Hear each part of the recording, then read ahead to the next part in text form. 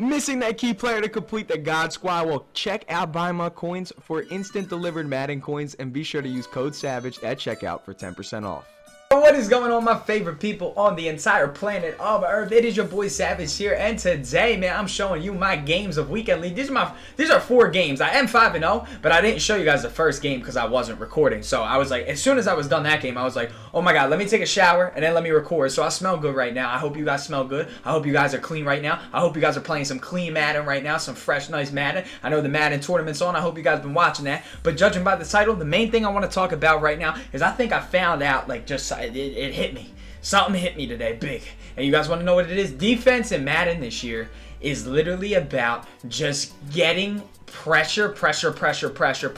And I know a lot of you guys are like, yo, Sav, I know, like, nickel blitz last year, bro. Like, you know, that was all everybody wanted. But in my opinion, earlier in the year, it was all coverage. Before anybody knew about 91 zone, what did everybody want? They wanted speed, because they wanted people that could catch up when the zones messed up, because everybody thought that the game was broken, when it turns out they just never told us there was a threshold. We as players had to figure that out. So as soon as I got 91 zone the first weekend, and I was one of the only people in the world to have 91 zone, we dominated. We came, I think, top 25, and then the week after that we came top 100, and the week after that we came top 10.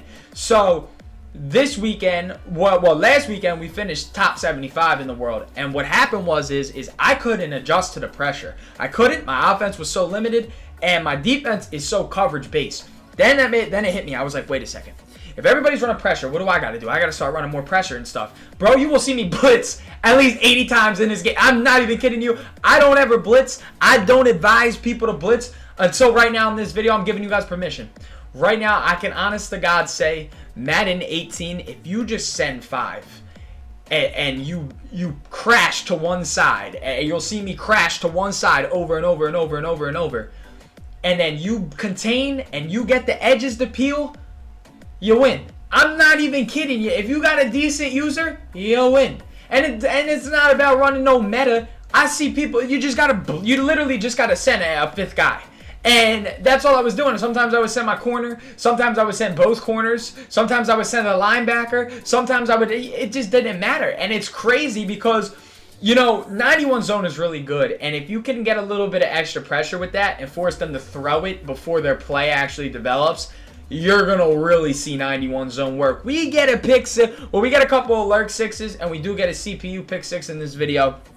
But I mean, mainly because defense right now is strictly pressure dominated. Now, I won't lie, before the patch, I didn't even think about pressure. I didn't need pressure, because before the patch, in my opinion, the zones play a little bit different now. They don't play sideline oriented. They kind of play, once the route stops, they kind of will pick up a new person. So if there's a route that strictly goes to the sideline, they won't play the sideline, they will find another route, which kind of gets frustrating. It does piss me off a little bit, and it's not anything to get bent out of shape out of, because like as a good Madden player, I don't really care if somebody hits a sideline check down for 3 yards. It doesn't. I adjust. You know, if I'll come out in a cover 4, sometimes the quarter flats, they'll let the dude get a 4-yard catch, and I'm like, are you kidding? I'm like, really?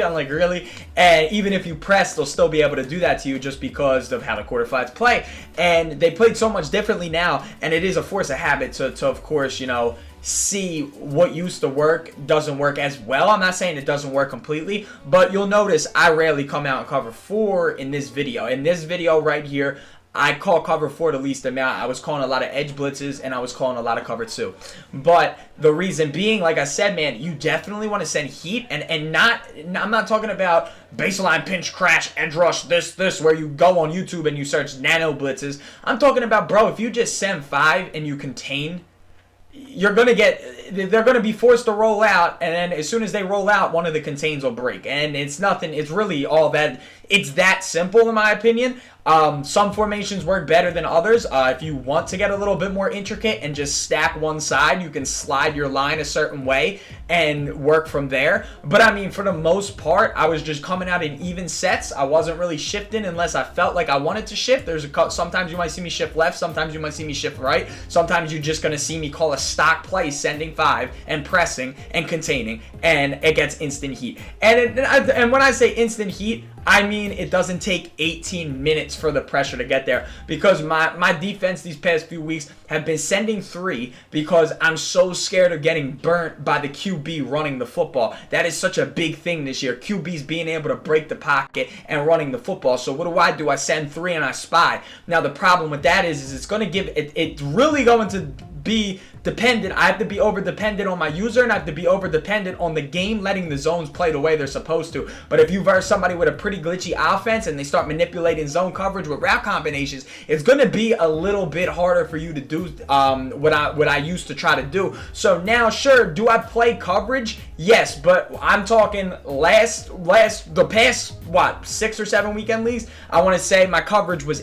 95-5. Like, I would play coverage 95% of the time, send pressure 5% of the time. And then on now this weekend, literally just in my first 5 games, I'm like 80% blitzing, 20% coverage. And of course, there are going to be those situations in time where you might blitz and you might send that 5th guy, which is going to leave you a man down in coverage, because the standard for in the NFL is sending 4-man. You know, you'll hear the announcer say, "Oh, it's a 4-man rush." 3 is also there, but I mean the standard is 4 with 7 in coverage. When you send that 5th guy, you're leaving yourself vulnerable somewhere along the line on the field in a typical area where coverage should be. So don't get bent out of shape, man, because you just got to remember, once they get within the 20 yards, that's when I start to play the most coverage. When they're in my 20-yard line, I'll come out my cover 4 with sending 3 or 4. I'll come out my cover 2 sending 3 or 4, because I know that the red zone is so difficult to maneuver in. I don't really care. You know what I mean? I don't really care too much. If they get into the red zone, it's like, good for you, now score. Because guess what? If I could give it up 3, I'll take. Giving up 3 to me is a big win. I don't know how you guys play Madden, but I mean, if I can just give up 3 and eventually get down the field myself and score a touchdown, 3's never catching up to 7. So that's kind of how you got to think about it. But I mean, I personally do believe that right now the best thing to do in Madden is definitely sending a 5th guy if you can, if you're willing to. And I definitely, like I said, I really would recommend you guys definitely doing that. And if your stick skill is pretty nice and you got a nice user, it's going to be even more beneficial to you, because if you know how to cover the ground and if you know where to stand, and if you don't know how to use her, don't be like, "Oh my god, I can't run this." I have a tutorial on my channel on how to use her better, and how to use her better, especially in the run game, because I know a lot of people hate getting run on, and I know my biggest thing is running the football. So it is kind of ironic. I'm one of the best. I have one of the best, in my opinion, one of the best run games in the game, as well as one of the best run defenses. So with that being said, I made a video on how to use her better, how to lock up holes, how to shoot a gap, how to analyze exactly how to read a coverage as well, how to read defenses and stuff, and how to read plays before they even happen. So if you guys want to go check that out, it's on my Sunday series, Film Study with Savage. So if you're definitely like, "Yo, this is something I would like to try, but I don't have a good enough user," your boy Sav always has you guys back, and I have a video up on how to do that a little bit better. But yeah, man, I mean, just sending 5 alone, it just creates so much more for your defense, because now even if they want to block 6 and it's like 6 on 5, I mean, if the second they break the pocket with the way that the contains work, and since you're sending 5, you're gonna have 2 edges just right there. They could roll right and get killed right, and then they roll left and then they get killed by the other guy. So it's just all about kind of just knowing what the metas are on the offense. And what a meta is like the common play. And a lot of people, they like to do like the over the top plays where they roll out and it keeps the safety still so that they can throw a dot. Well, if they roll out and you're sending 5 with a contain, they're getting destroyed. They're not gonna get that pass off unless they literally block 7. So if they're blocking 6, you got them if they roll out. If they're blocking 5, you got them before they roll out, because I had a lot of success with loop pressure. But I mean, that is definitely one of my biggest tips I could give you guys from what I've learned from the weekend leagues, just playing the past few weeks. Struggling myself last weekend, like I said, man, struggling. I mean, coming 75th, I only get 19 wins. It's not my standard. I want to be up there at the 20+ wins every week. But that was my second week ever finishing top 100 with under 20 wins. Every other weekend, we finished top 100 every weekend so far in Weekend League, but that was my second time getting top 100 with under 20 wins, which kind of blows my mind. I can't believe that 19 wins is still top 100. Even people with 18 wins are sneaking in. So I mean, if you guys are ever feeling down about yourself, just think about it, man. You don't even need 20 wins. 18, 19 wins, that gets you in the top 100. But yeah, man, I mean, I hope that you guys are having a really good Weekend League, and I just felt like I'd share my knowledge with you guys. I definitely feel like, I mean, you're my people.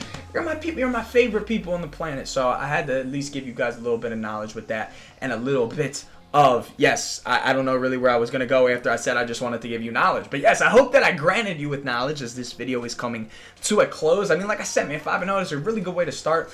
I definitely feel good about it. I feel like this weekend we're definitely going to bounce back. I want to try to get a top 50 finish. If I don't get a top 50 finish, I will be a little disappointed in myself. But top 75 last week was definitely nice to see that they actually did give me an audit. So I was really thankful from EA Sports to actually give me a free, well, not a free win, but a win that I deserved. But yeah, man, I mean, definitely was lit. I hope that you guys, yeah, I just hope that you guys are doing good in Weekend League. Hope you guys enjoyed this video. And like I said, if you did, be sure to smack a big fat thumbs up on a button.